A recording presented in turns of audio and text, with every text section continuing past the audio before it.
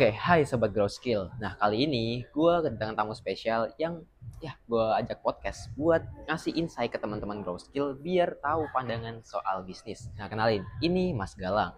Ya kan ya, Mas Galang kepanjangannya siapa, Mas? Nama saya Galang Karpaningka, biasa dipanggil Galang. Oke, beliau ini di Pemalang, di kotaku. Itu seorang pebisnis, guys. Nanti kita spill lah waktu kita ngobrol-ngobrol bareng. Di sini kita ngobrol santai aja ya, Mas. Nggak Iya, usah iya, berat-berat aman, aman, banget. aman. Satu info lagi, nantinya Mas Galang juga bakal ngisi materi di Grow Skill, guys. Soal bisnis. Dan ya, ini kesempatan yang jarang-jarang banget didapetin lah ya. Soalnya kita dapat expertise yang emang udah seorang pebisnis. Oke, di sini aku mau ngebuka sedikit soal Mas Galang nih, kehidupannya ya. Mas Galang tuh dulu sekolahnya di mana sih? SMA-nya, terus kuliah nggak? Ya, kalau background pendidikan sih SMA saya di Pemalang. Ah, Di Pemalang saya di SMA Negeri 1 Pemalang. Saya itu lulusan tahun 2014 waktu mm, SMA. Lanjut kuliah, alhamdulillah bisa dikasih kesempatan untuk kuliah oke. di salah satu universitas negeri di Indonesia, lumayan lah. Di Oh, Universitas Diponegoro, oh Diponegoro Semarang. Iya Semarang. Semarang ya. Jurusannya Teknik Perencanaan Wilayah Kota. Sebenarnya agak Oh, melenceng jauh dari profesi yang saya jalani sekarang sebenarnya. ya, Bahkan nggak nyambung sama sekali. ya begitulah guys, plot twist kehidupan.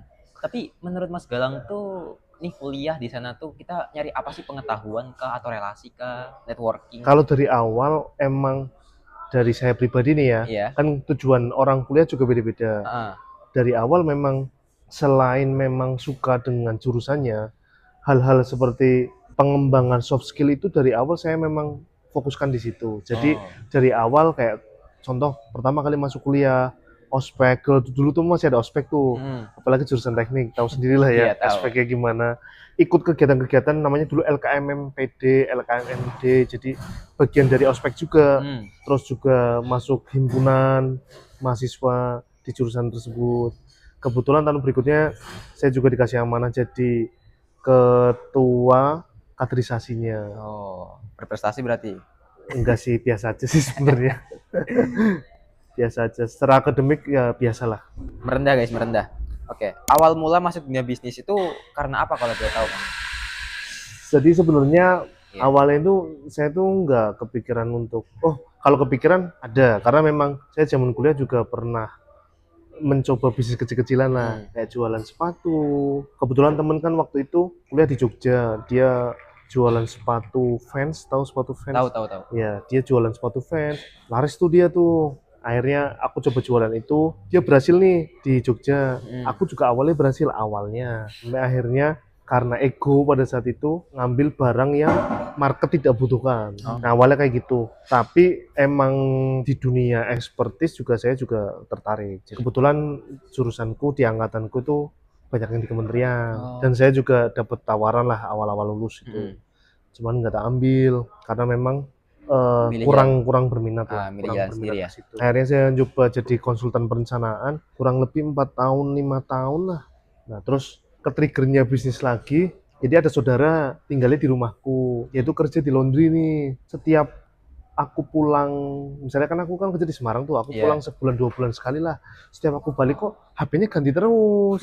Kan aku kepo dong, maksudnya keponya itu kepo kayak kamu eman-eman gajimu buat beli HP terus Oh kayak gitu iya, kan. paham Awalnya paham. kayak gitu aku, yang ada di otakku tuh aku pengen ngomong kayak gitu karena itu Heeh. kan barang barang konsumtif ya. Heeh. Aku ngomong kan ke dia, kamu kenapa tiap aku pulang HP-nya gonta-ganti? Mhm. Ternyata, nah itu aku bodoh banget sih. Aku sampai nggak tahu kalau HP second itu ada harganya. Oh. Jadi ternyata dia jual beli HP second. Itu Oh. aku sama sekali nggak tahu pengetahuan HP second. Bahkan konyolnya aku nggak tahu kalau HP second itu bisa dijual. Hmm. Jadi selama ini aku pakai HP itu serusaknya, bener-bener serusaknya. All in ya. Iya, nggak pernah kayak kepikiran, ah tak jual ah, apa gimana. Jadi dari lihat peluang bisnis dijual HP second. HP second awalnya. Dan itu bukan langsung kayak sekarang kan, kamu tahu sekarang kan aku Ah, jual iPhone kan. iya, Dulu tuh aku bukan belum iPhone, bukan iPhone ya. bukan Hmm. HP-HP harga 800.000, 700.000. Tapi sekarang udah scale ya. Jauh Hmm, lebih bagus lah. Dari melihat peluang itu Mas Galang mulai tertarik buat mulai bisnis dan pastinya ada pengorbanan banyak lah ya. ya itulah pengalaman-pengalaman unik pastilah ada. Ya, mungkin ada pernah rugi kah atau gimana kah? Ketipu? Ini dari mana dulu nih? Kalau rugi pasti pernah dong. Ah, Namanya bisnis, ah, kita jual barang nggak bisa semuanya untung. Yang penting kalau aku konsepnya gini, mungkin barang tersebut aku jual rugi, tapi secara globalnya dalam 1 bulan seenggaknya aku nggak rugi. Yang penting cash flow mengalir. Oh, paham. Jadi kalau kalau subsidi silang lah ya bahasa gampangnya ya. Jadi kita jual satu barang harga rugi ketutup sama untung barang lain. Iya. Seenggaknya secara global dalam 1 bulan itu Waktu aku tetap direkap. untung. Paham. Aku kayak gitu. Jadi rugi ya bagian dari itu. Kalau ketipu, ya itu juga bagian dari bisnis. Apalagi awal-awal.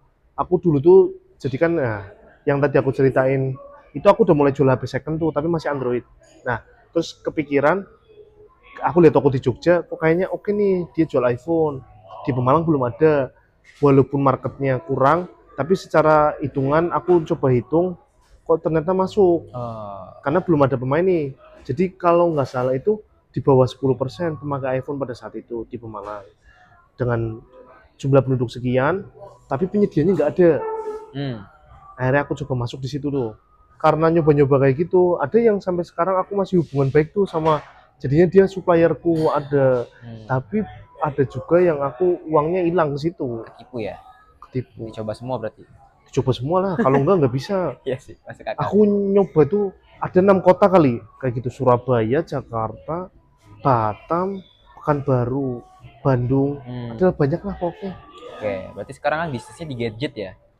Iya, awalnya itu. Awal. Dan sekarang megang apa aja nih selain gadget? Selain gadget, alhamdulillah udah setahun ini berjalan, ada gym. Oh, aku bikin bisnis gym. Ini menarik nih. Dari gadget pergi ke gym. Kenapa milih ke gym? Kalau itu emosional. Jadi gini, ini cerita background orang tua juga ya.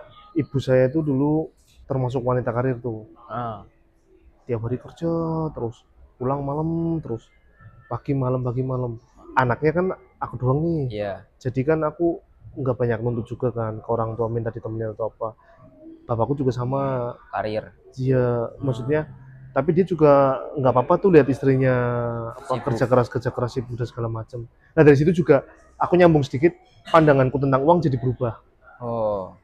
Cerita singkat, ibuku meninggal lah. Iya. Ibuku meninggal di usia yang lumayan muda, 50 tahun awal. 52 atau 51, masih aktif kerja. Cuman untuk apa? Semua itu dicari, sedangkan dia belum bisa menikmati, dia udah nggak ada. Terus selama ini dia kerja keras, buat kumpulin gitu? Uang segala macam untuk apa? Apakah aku butuh uangnya? Kan enggak juga. Aku nggak butuh uangnya, aku butuhnya orangnya. Kalau bisa diputar balik kan, aku pengen orangnya, bukan uangnya ya? Bukan uangnya. Nice. Nah dari situ aku kepikiran tuh, uang yang udah aku kumpulin dari bisnis pertama. Jadi kebetulan ada tanah kecil lah di dekat rumah. Aku nggak boleh nih terobsesi uang sebegitunya, sampai aku tidak tahu waktu, mengorbankan segalanya untuk mencari uang. Karena ternyata yang mahal itu bukan uang, tapi kesehatan dan waktu. Jadi karena kesehatan itulah yang bikin Mas Galang jadi pengen bikin gym. Iya. Emosional lah. Itu emosional banget sih. Plot twist. Dan itu egois juga sih, karena aku nggak lihat. Jadi hitung-hitungan bisnisku sebelumnya tuh nggak kepake tuh di gym itu. Karena mikirnya ya udah ini sesuatu yang pengen ku bikin aja ya. Iya. Tidak pakai logika or something. Enggak. Karena secara logika itu nggak worth it sih. Iya. Nah, tadi kan itu berarti pandangan Mas Galang soal bisnis juga kan. Nah, kalau dari pandangan Mas Galang lagi nih, kesalahan paling sering anak muda kalau mulai bisnis itu apa sih? Yang pertama, dia banyak tahu tapi kurang expert. Jadi pengalamanku selama ini tuh menunjukkan bahwa orang yang bisa banyak hal itu mudah tergantikan. Tapi kita bisa 1-2 hal tapi kita expert di situ, itu kita susah kemungkinan diganti. Untuk suksesnya tinggi dan kita susah untuk digantikan. Itu nggak cuma berlaku di bisnis juga, di pekerjaan pun sama. Iya, masuk akal. Bahkan kayak sales ataupun apa marketing ataupun dropshipper, itu hal mereka itu yang punya skill expertise benar-benar di bidang itu sulit buat digantikan. Jadi intinya bagi anak muda yang misal punya, biasanya kan kayak aku nih anak muda punya banyak keahlian ya. Pasti kan sering kepo kan? Iya, sering kepo. Rasa kuriosnya kan tinggi kan.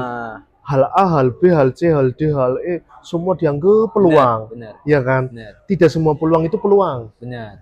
Tergantung kita mampu atau enggak menyesuaikan waktu dan belajarnya. Jadi kita harus enggaknya mastery di satu bidang ya. Dulu, iya. Sebenarnya satu dulu. setelah Satu menang dulu lah. baru bisa pindah gitu. Iya. I see. Jadi buat kalian yang masih bisa banyak hal tuh difokusin satu. Yang mana yang pengen kalian fokusin, jangan jadi superhero lah, nggak usah bisa 5 hal, 10 hal, nggak baik guys. Oke. Terus menurut Mas Galang tuh mana sih yang lebih bahaya antara nggak mulai-mulai atau kebanyakan ikut tren? Dua-duanya sih Dua-duanya. berbahaya. Sebenarnya konsep bisnis tuh, nah ini yang aku sekarang agak sedikit resah juga ya, Ah, tentang kayak orang bisnis itu, ya di daerah kita kan juga banyak tuh, iya. orang bikin bisnis, ternyata dia nggak tahu tuh perhitungan baliknya kapan, berapa lama, PP-nya PHP-nya, terus yang paling parah itu dia HPP aja nggak tahu. perhitungannya salah. Itu kocak banget sih. Oke. Jadi kenapa kok dia bikin bisnis itu, ternyata hype, Hmm. lihat tren, terus juga nggak FOMO mulai-mulai pun salah, bisnis pun kalau sesuai tren juga salah. Kalau menurutku cara pandangnya nggak gitu, tapi cara pandangnya adalah kita bisnis itu nggak butuh validasi orang lain. Kadang sektor-sektor yang menurut kita itu dulu dianggapnya kuno, tapi ternyata wah oke Masih juga. cuan-able ya. Banget, Iya. banget. Contohnya apa tuh Mas contohnya? Sembako. Sembako. Sembako kan kayak, lah kita lihat tiap hari belanja di warung kelontong. Aja kadang sekarang udah males kan. Iya. Pasti lebih milih ke Indomaret kan. Benar. Ternyata kayak kelontong itu, kalau kita main salah satu, jadi gini, bisnis kelontong itu kita ada beberapa sistem. Kita bisa jadi retailer, kita bisa jadi distributor barangnya, kita juga bisa jadi supplier produk tertentu kayak gitu. Produk kan sembako kan nggak cuman barang yang ada mereknya ya, kayak telur kan kita juga bisa jadi suppliernya kayak gitu. Itu kita jadi salah satu penguasa di salah satu tahapan itu aja. Itu kayak kita udah cuan banget itu. Mungkin bagi mereka nih anak-anak muda malah mikirnya aku itu bisnis harus digital, harus ini. Iya, enggak juga. Jadi kayak wah, tahu gitu ngapain aku repot-repot. Iya, dan itu baru tahu akhir-akhir ini, belum lama. Itu aku nggak nyangka aja ada anak seumuranku main kayak gitu. Wah, gila Jar. Asli. Menurutku belum pernah ada usiaku. Kan temanku alhamdulillah kan ada beberapa yang pengusaha dan lumayan besar juga kan. Salah satunya itu ada tuh tapi dia nggak di Pemalang, dia di Aceh. Itu ada 7 semeja, dia punya coffee shop gitu, ada 2 lah besar-besar itu temanku dulu kuliah. Terus ada juga sekarang jadi kepala tambang juga ada. Gila sih. Ke tambang pasir di daerah Sulawesi ada. Kan udah keren ya, dianggapnya kan itu keren ya. Iya. Anak tambang, satunya coffee shop gede, apalagi destinasi wisata. Masih kalah Jar sama yang usahanya sembako Jar. Asli Jar. Gila sih. Asli. Tapi sembako juga biasanya marginnya gede nggak sih? Tipis. Volumenya tapi. Oh iya, kuantitasnya. Kuantitinya gila luar biasa. Aku belum pernah tahu bisnis dengan perputaran uang sebanyak itu per minggunya. Gila sih. Berarti emang main terus ya pembeliannya ya, cash flow-nya jalan terus. Gila. Luar biasa. Kalau misalnya Mas Galang balik ke umur 17 tahun nih, apa yang Mas Galang hindarin, apa yang akan Mas Galang lakukan? Yang pertama, ini hal yang banyak dilakukan oleh orang lain juga sih. Kan kadang ada yang rasa inginannya tinggi banget kan. Aku termasuk salah satu yang kayak gitu tuh dulu tuh. Semua pengennya ku pelajarin, semua pengennya ku kuasain. Ternyata semua orang tuh punya limit. Kadang kita terlalu munafik untuk sadar bahwa kita tuh punya limit. Dan kita tapi nggak tahu tuh limit kita tuh seberapa sebenarnya. Kalau kita belum pernah mencoba semaksimal mungkin. Kesalahan yang pertama itu yang nggak akan kulakukan lagi ketika balik ke umur 17, belajar hal-hal yang dianggap orang lain maksudnya itu peluang, padahal aku sendiri nggak yakin bisa melakukan. Jadi yang Mas mungkin Galang... aku bakal lebih fokus ke hal-hal yang mungkin aku masih bisa ngejar lah. I see. Mendalami hal-hal yang masih bisa aku kejar. Jadi kayak misal ikan kan dia biasanya berenang, dia nggak usah belajar terbang kan? Nggak usah, nggak perlu. Itu hal yang percuma juga kan. Walaupun ada ikan terbang sih. Ada iya sih. Tapi nggak ada paus terbang, nggak ada. Oke. Nah sekarang kan itu biasanya anak-anak zaman sekarang, apalagi seumuran aku nih, gara-gara Timothy Effect ya, pada FOMO soal kripto, saham dan lain-lain kan. Itu menurut Mas Galang tuh gimana tuh? Dipelajari nggak apa-apa, itu instrumen investasi kan. Poin yang aku kadang khawatir itu bukan tentang bagaimana si kripto ini, tapi si pemainnya. Investasi itu investasi, setiap investasi itu pasti punya risiko. Semua investasi juga pasti punya pelanggannya Mm-mm. masing-masing. Jadi aku yang nggak suka sekarang ini, banyak yang menyalahkan salah satu instrumen investasi, menganggap itu mungkin tidak bermanfaat. Jadi saling menjatuhkan. Misalnya anak saham ngomong kripto, lah itu nggak ada Oh, fundamentalnya. Anak kripto ngomong saham, lah itu mah goreng-gorengan doang. Jadi saling menjatuhkannya ini yang aku nggak suka. Padahal semuanya kalau dimainin bagus-bagus saja iya kan kok. sama-sama instrumen investasi juga kan. Mm-mm. Nah, sama satu lagi tuh poin yang itu kan poin pertama ya. Poin Hmm. keduanya, percuma kalau kita investasi, kalau kita nggak Buat, memperbesar earning power oh iya dulu. duitnya. Mau nggak mau earning power harus digedein. Nice. Kamu untung ribuan persen udah hebat banget kan di dunia Hmm, kripto, ya kan? Nggak mesti dong kamu untung ribuan persen setiap tahun dong. benar. Jelas nggak mungkin malah kayaknya. Susah, susah. Untuk trader ya, jelas. Ya kemungkinan ya 1% dari total populasi Kan yang ada di market lah. setahun aja win rate 50 aja udah bagus banget. Nah itu makanya, bayangin kamu menang ribuan persen, tapi 1000 lah, 1000%. Berarti kan berapa kali lipat itu, Uangnya kalau 100 juta bisa jadi gila, ya. gila. Tapi ternyata kamu modalnya 1 juta. Nah, itu cuma di 1 Jadi miliar kamu doang. effort segitu besarnya, dapat sekian ribu persen, tapi secara nominal, Ah, ya gitu-gitu aja. masuk akal. Berarti lebih baik kita entry duit gede, untung 10% aja udah banyak daripada entry duit kecil, untung banyak kita dapat Masuk, apa-apa. masuk. Nice. Nah, sedangkan dalam prosesnya kan, orang yang belum sampai tahapnya pasti nggak akan paham ini. Uang itu tetap uang. Jadi, misal nih, kadang kan, wah, masukin aja 100 M. Nanti kita di apa namanya di obligasi baru kerasa. Ngapain masukin 10 juta di obligasi? Contoh kayak gitu. Hmm, Tapi kalau kita punya cuma 10 juta, masa kita mau all in di kripto iya, itu dengan risiko sebanyak itu ya. hilang sebesar itu? Nah, Seenggaknya kan kita memastikan 10 jutanya itu tidak berkurang. biar nggak minus lah. Kecuali 10 juta itu cuma 1% dari kekayaan kita. Nah, itu nggak masalah. Nggak masalah. Mau dikriptoin 10 juta juga nggak masalah. Uang dingin ya. Uang dingin. Nice. Nah sekarang kalau kita 10 juta itu dituangin ke kripto, sedangkan itu uang terakhir kita 10 juta itu, Itu sama aja kayak ya bunuh gambling lah. diri dong. Iya, bahaya sih. Bunuh diri sih menurutku. Earning power dulu kalau aku sih. Oke, berarti kita belajar buat how to make money ya. Iya. Tapi boleh tuh belajar iseng-iseng. Kayak Hmm. misal contoh, aku mau cobalah, aku ada uang nganggur 500.000, coba Di entry. di entry, di trading, terus mungkin di saham. Cuman kalau trading aku saranin sih jangan terlalu yang apa ya, jangan Berlebihan. terlalu yang berlebihan banget kalau memang masih pingin nyari ngejar hal yang lain. Kayak bisnis dan lain-lain. Iya, soalnya trader pun profesi, nggak bisa kerja sambilan. Harus full time. Apalagi kalau trading terus uangnya hilang, emosinya jadi sedih. Ngaruh ke bisnis kerjaan hancur. lagi. Ganggu Ya kan? kerjaan. Makanya kita itu balik lagi ke tadi, mending jadi expertise di satu bidang daripada kita bisnis, kita pengen investasi juga, kita kerja juga. Mana yang fokus? Nggak ada yang fokus. Masuk akal. Investasi itu menurut Mas Galang buat siapa aja atau ada syarat-syaratnya? Kayak mungkin buat pelajar ada trik tertentu nggak? Atau cuma boleh orang kaya doang gitu yang boleh invest? Aku saranin sih kalau pelajar dan masih belum tahu dunia kripto ya, lebih baik belajar dropshipper atau jadi content creator. Itu kayaknya bakal lebih bermanfaat deh. Karena kan itu lebih dekat ke mereka dan itu impactnya lebih nyata kan daripada belajar kripto. Kenapa kok aku bilang belajar kripto untuk mereka tidak pas?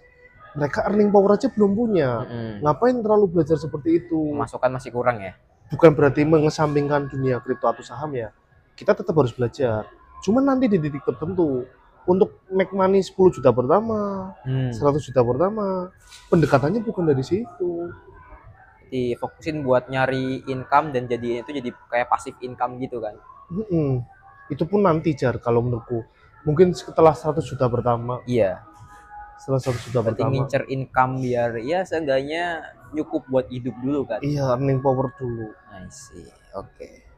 Jadi gitu guys, jangan gabah ya, jangan ya nyoba-nyoba sesuatu yang jangan lompat-lompat. Bener.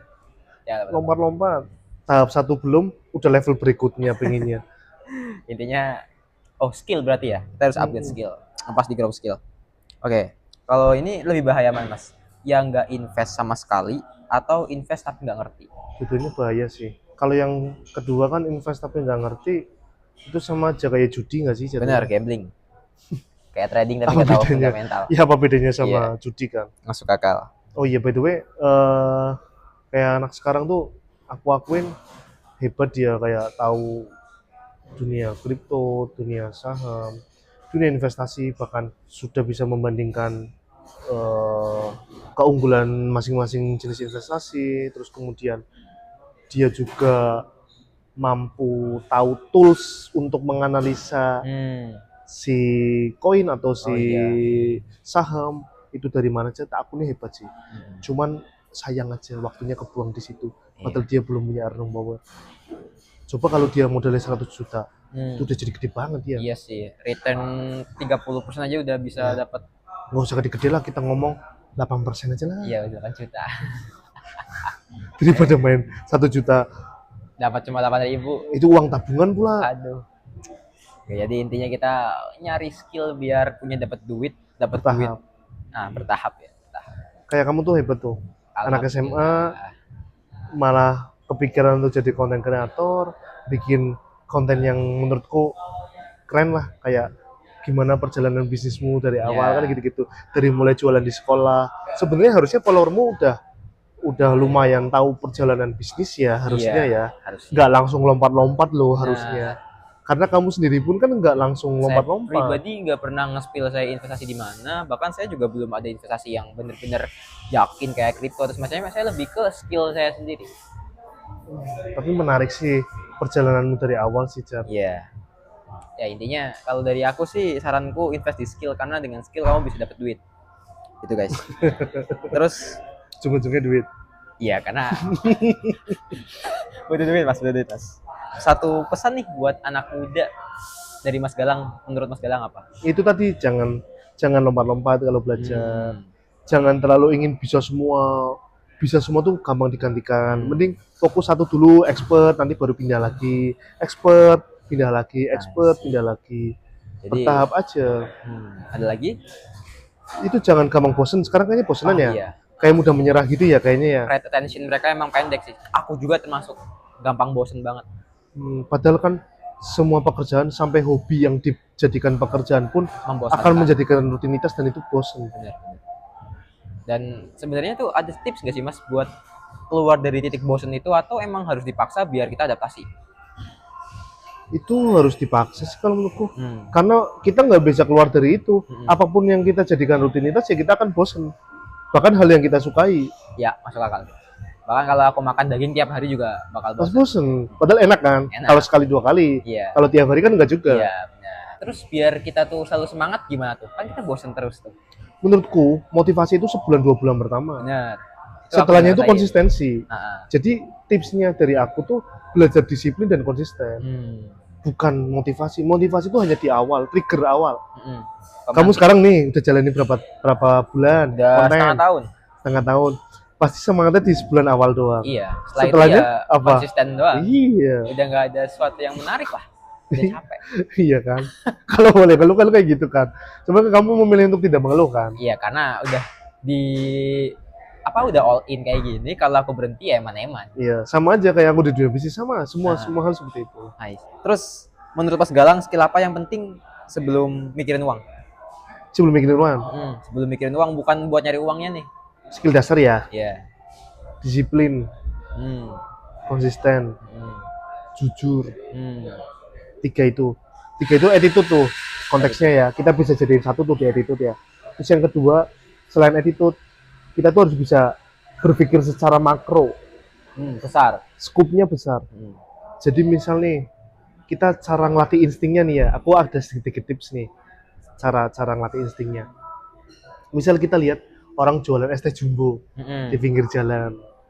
Itu kamu kepikirannya dia dapat uang dari mana? Apa yang kamu pikirin dari orang yang jualan es teh jumbo di pinggir jalan Berarti misalnya? mempertanyakan kayak, HPP-nya berapa ya? Terus cash flow dia per bulan berapa gitu. Iya. I see.